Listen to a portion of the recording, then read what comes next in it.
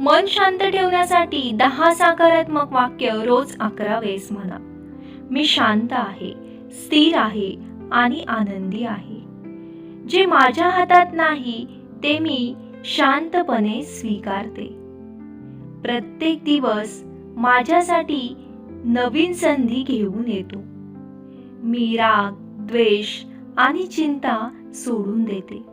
माझे मन सकारात्मक विचारांनी भरलेले आहे.